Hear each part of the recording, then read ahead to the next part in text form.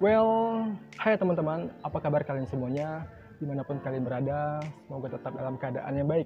Aku Randy, aku adalah mahasiswa magister profesi psikologi di salah satu universitas yang ada di Yogyakarta. Sesuai dengan judulnya kali ini, pada kesempatan kali ini aku akan mencoba membahas apa sih perbedaan antara ilmuwan psikologi dan psikolog. Dari namanya saja sudah berbeda ya teman-teman ya. Oke, sebelum aku akan membahas kedua hal tersebut, ada satu hal lagi yang mau aku bahas, yaitu tentang pengertian psikologi itu sendiri. Oke, terkadang masih banyak teman-teman yang di luar sana yang masih belum ngerti ya. Kadang-kadang masih sering kebalik antara perbedaan apa itu psikologi, apa itu psikolog, dan apa itu ilmuwan psikologi. Jadi psikologi itu ialah bahasa sederhananya ilmunya. Jadi ialah ilmu yang mempelajari tingkah laku, kepribadian yang berkaitan dengan emosi dan pikiran manusia, baik secara individu maupun di lingkungannya. Jadi psikologi itu ilmunya teman-teman. Nah sekarang apa sih perbedaannya antara kedua hal tersebut? Tadi psikologi udah, sekarang kita akan bahas ilmuwan psikologi dan psikolognya. Nah, jadi bahasa sederhananya, ilmuwan psikologi atau psikolog ini ialah orangnya teman-teman, atau pelakunya, atau orang yang punya wewenang atau berkompeten atas ilmu tersebut. Jadi sudah jelas kan apa perbedaannya? Sekali lagi, psikologi itu ialah ilmunya, sedangkan psikolog dan ilmuwan psikologi itu ialah pelakunya atau orangnya yang berwewenang atau punya kompetensi atas bidang tersebut. Lalu apa perbedaannya antara ilmuwan psikologi dan psikolog? Nah, sebelum masuk ke pembahasan ini, aku mau meluruskan sedikit teman-teman. Cara pengucapan daripada psikologi itu sendiri. Nah, dari tadi aku selalu nyebutin psikologi, psikolog, ilmuwan psikologi. Jadi kalau teman-teman dengar tadi itu sebenarnya tanpa P teman-teman. Jadi P-nya di silent. Jadi bukan psikolog, jadi bukan psikologi, jadi bukan ilmuwan psikologi. Yang benar ialah psikologi, psikolog atau ilmuwan psikologi. Jadi P-nya di silent. Oke. Sekarang kita masuk ke pembahasannya. Jadi apa sih perbedaan antara ilmuwan psikologi dan psikolog ini? Seorang ilmuwan psikologi ini ialah seseorang yang berwewenang atau bertanggung jawab dalam memberikan layanan berupa pengajaran. Selain memberikan layanan dalam berupa pengajaran, seorang ilmuwan psikologi ini juga melakukan penelitian gitu ya teman-teman, atau melakukan intervensi sosial dalam area sebatas kompetisinya berdasarkan pendidikan, pelatihan, atau aktivitas sesuai kaidah ilmiah gitu teman-teman. Misalnya teman-teman suka nih dengan psikologi tapi punya passion untuk menjadi pengajar gitu ya teman-teman, atau teman-teman juga punya passion untuk melakukan penelitian macam itu. Jadi ini cocok sekali, maka teman-teman boleh pilih ilmuwan psikologi. Oke, terus apa sih perbedaannya dengan psikolog? Nah, ini juga poin pentingnya teman-teman. Seorang psikolog itu sebenarnya dapat memberikan layanan layaknya yang dilakukan oleh seorang ilmuwan psikologi. Nah, jadi seorang psikolog itu dapat mengajar gitu teman-teman ya, dapat menjadi dosen.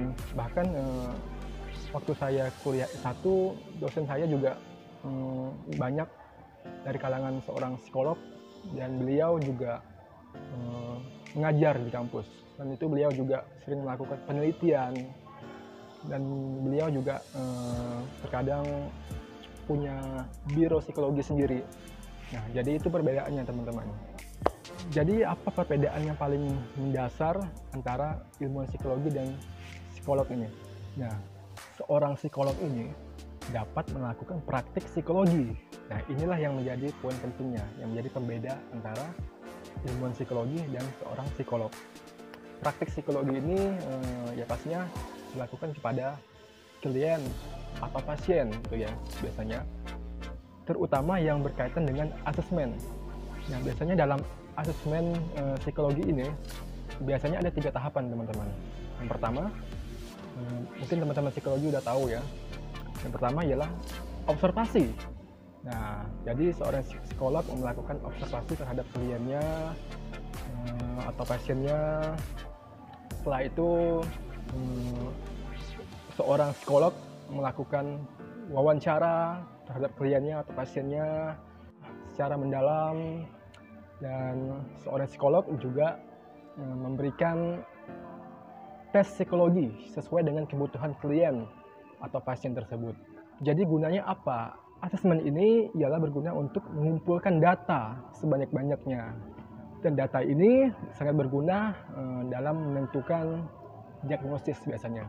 Setelah melakukan asesmen, biasanya seorang psikolog dapat melakukan diagnosis.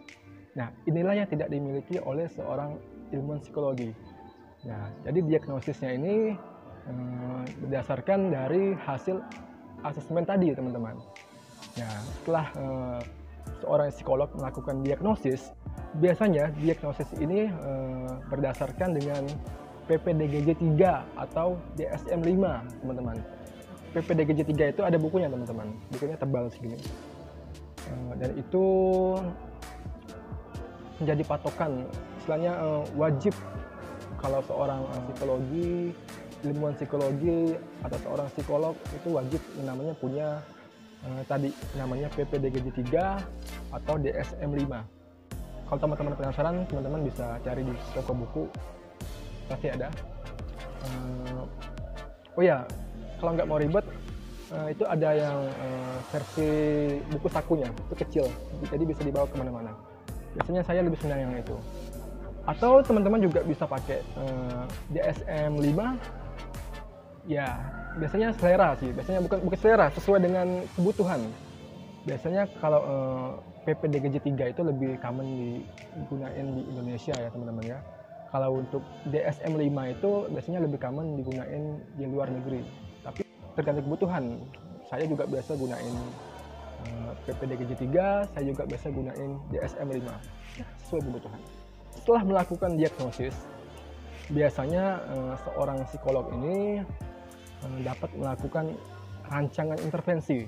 Jadi rancangan intervensi itu berupa rencana ke depannya, apa sih yang perlu dilakukan kepada si klien ini, treatment apa sih yang perlu diberikan kepada si klien atau pasien ini.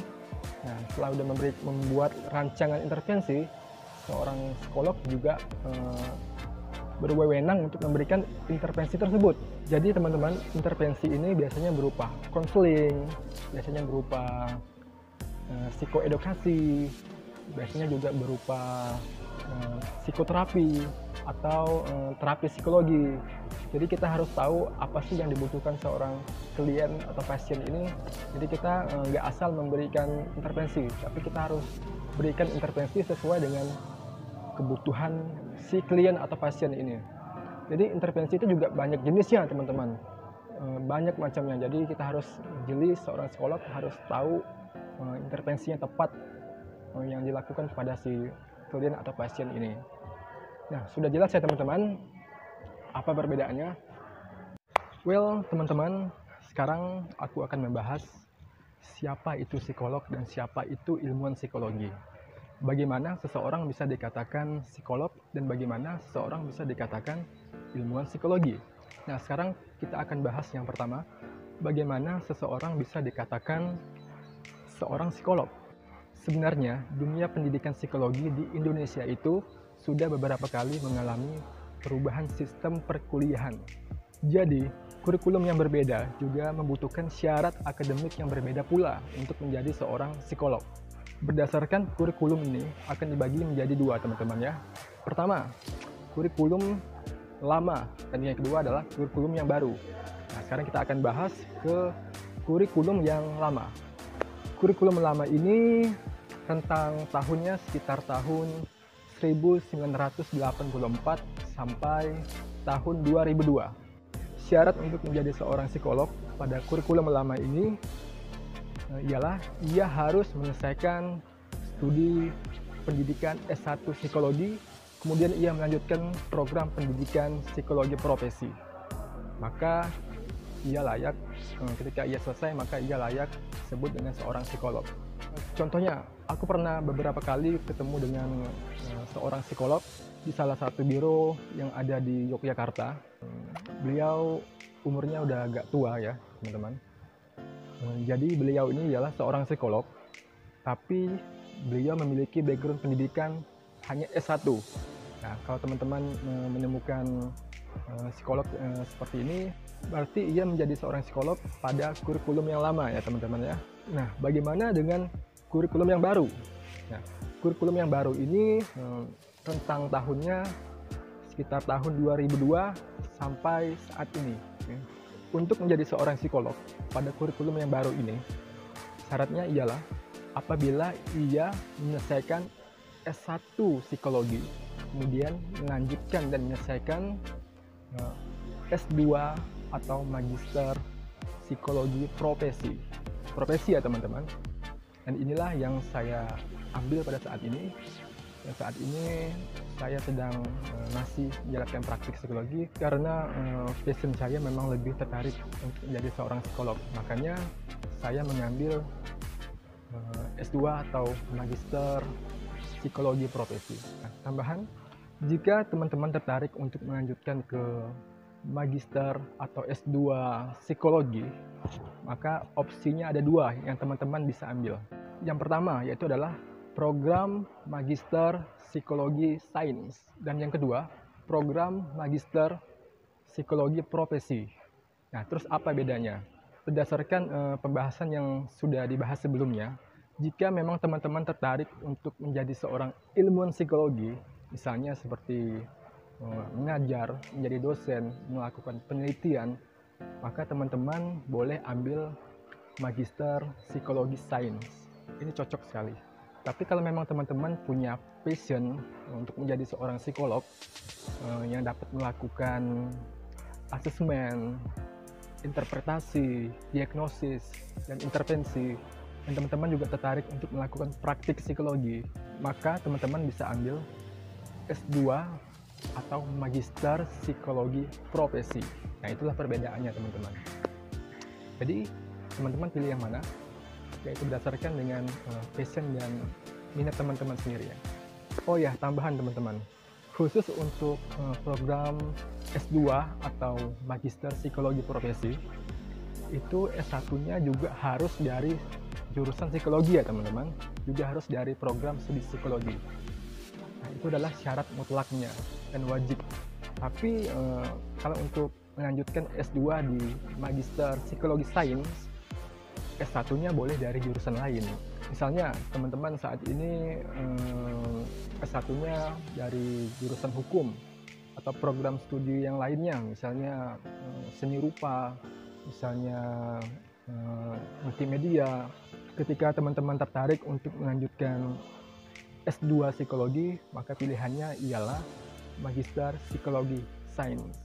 Oh ya, untuk gelar yang didapatkan pada kedua program studi ini juga berbeda ya teman-teman. Gelar yang didapatkan pada program studi magister psikologi sains, contohnya Randy Setiawan SPSI MSI, atau sekarang sudah berubah menjadi MPSI. Kemudian gelar yang didapatkan pada program studi magister psikologi profesi, contohnya Randy Setiawan SPSI MPSI psikolog. Nah, jadi perbedaannya ada gelar psikolognya, dan itulah gelar yang didapatkan pada magister psikologi profesi dan magister psikologi sains. Mungkin teman-teman juga ada yang bertanya, bagaimana masa pendidikannya, bagaimana durasi pendidikannya. Biasanya untuk magister psikologi profesi ini biasanya agak lama, sedikit lebih lama, karena ia ada profesinya teman-teman. Jadi melakukan praktik psikologi dari satu tempat ke tempat yang lain. Kayak misalnya kayak saya kemarin dari RSJ Magelang, terus pindah ke puskesmas yang ada di Jogja, terus pindah lagi ke tempat-tempat yang lain. Dan itulah mengapa S2 atau Magister Psikologi Profesi ini sedikit agak lama. Ya, paling cepat 2,5 tahun. Ya, itu pun jarang yang ada sampai 2,5 tahun. Tapi itu cepat atau lambatnya balik lagi ke teman-teman sendiri ya. Faktor cepat lambatnya masa studi kita itu ya biasanya ada beberapa faktor ya teman-teman. Pertama itu faktor diri sendiri, yang keduanya adalah faktor pada subjek atau klien pada kasus kita atau penelitian kita. Yang ketiga bisa faktor ya dosennya. Kalau kita nggak punya hubungan dekat sama dosen ya terkadang agak lama ya teman-teman ya, dan kita harus membuat kayak semacam perjanjian dulu agar bisa melakukan bimbingan. Dan yang keempat ya ini yang menyedihkan sih, faktor biaya biasanya. Dan beruntunglah teman-teman yang masih disupport orang tuanya, atau dalam tanda kutip orang tuanya masih mampu, atau lebih baik lagi jika teman-teman mendapatkan beasiswa. Sekarang aku akan memberikan contoh bagaimana background pendidikan seorang ilmuwan psikologi dan psikolog di Indonesia. Contohnya akan saya tampilkan di layar. Yang pertama, seseorang dapat dikatakan psikolog apabila memiliki syarat pendidikan seperti ini. Contohnya, untuk angkatan lama atau kurikulum lama, ia harus menyelesaikan pendidikan S1 psikologi dan ia memiliki SSP atau surat sebutan psikolog. Dan yang berikutnya, untuk yang kurikulum baru atau angkatan yang baru atau yang sekarang, apabila ia menyelesaikan S1 psikologi, kemudian ia melanjutkan dan menyelesaikan S2 Magister Psikologi Profesi, maka ia layak disebut dengan seorang psikolog. Dan yang contoh berikutnya, apabila ia dapat menyelesaikan S1 Psikologi, kemudian ia melanjutkan dan menyelesaikan S2 Magister Psikologi Profesi, dan kemudian ia melanjutkan lagi dan menyelesaikan S3 Psikologi atau bidang lainnya atau program studi lainnya, maka ia juga layak disebut dengan seorang psikolog. Lah kenapa? Padahal S3-nya kan di jurusan lain. Ya karena S2-nya dia sudah mengambil program Magister Psikologi Profesi dan dia sudah mendapatkan gelar psikolog pada program tersebut. Maka ia juga layak disebut dengan seorang psikolog walaupun program studi di S3-nya pada jurusan lain. Misalnya ketika teman-teman atau psikolog tersebut tertarik untuk melanjutkan pendidikan ke jenjang S3 dan ingin melanjutkan pada program lain atau program studi lain selain psikologi, misalnya teman-teman tertarik untuk melanjutkan S3 hukum atau S3 multimedia atau program studi lainnya, nggak apa-apa teman-teman. Atau S3-nya juga mengambil program studi psikologi, lebih bagus lagi, lebih baik lagi, karena ilmunya lebih komplit. Dan yang selanjutnya, bagaimana seseorang bukan dikatakan psikolog, melainkan hanya ilmuwan psikologi. Contohnya, yang pertama, apabila ia menyelesaikan S1 psikologi pada kurikulum baru atau angkatan baru atau yang saat ini, maka ia adalah ilmuwan psikologi. Contohnya lagi, apabila ia menyelesaikan S1 psikologi terus melanjutkan dan menyelesaikan S2 Magister Psikologi Sains, maka ia adalah seorang ilmuwan psikologi. Contohnya lagi, apabila ia menyelesaikan S1 psikologi, kemudian melanjutkan dan menyelesaikan S2 Magister Psikologi Sains, kemudian melanjutkan lagi dan menyelesaikan S3 Psikologi, maka ia juga seorang ilmuwan psikologi.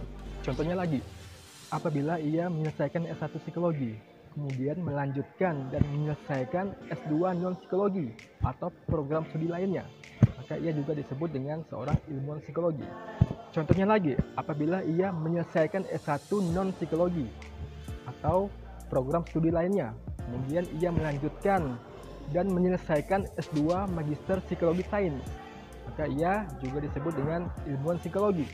Contohnya lagi, apabila ia menyelesaikan S1 Psikologi, kemudian melanjutkan dan menyelesaikan S2 Non-Psikologi atau bidang lainnya atau program studi lainnya, Kemudian ia melanjutkan dan menyelesaikan lagi S3 non-psikologi, program studi lainnya. Maka ia juga disebut dengan seorang ilmuwan psikologi, karena S1-nya ia sudah mengambil psikologi. Dan contoh berikutnya lagi, apabila ia menyelesaikan S1 psikologi, kemudian melanjutkan dan menyelesaikan S2 Magister Psikologi Sains, kemudian ia melanjutkan dan menyelesaikan S3 non-psikologi atau program studi lainnya, maka ia juga layak disebut dengan ilmuwan psikologi. Dan yang terakhir, ketika seseorang bukan disebut dengan ilmuwan psikologi apabila S1-nya non-psikologi, S2-nya non-psikologi, dan S3-nya juga non-psikologi. Dan jelas, ia bukan seorang ilmuwan psikologi, apalagi seorang psikolog. Oke teman-teman, itulah perbedaan antara ilmuwan psikologi dan psikolog. Dan yang pastinya, perbedaan tersebut juga berdasarkan pada tugas, peran, wewenang, tanggung jawab, dan layanan yang diberikan. Perbedaannya juga terdapat pada background pendidikannya serta gelar yang didapatkan antara dua gelar ini, yaitu ilmuwan psikologi dan psikolog. Oke teman-teman, sekarang sudah tahu ya apa perbedaannya.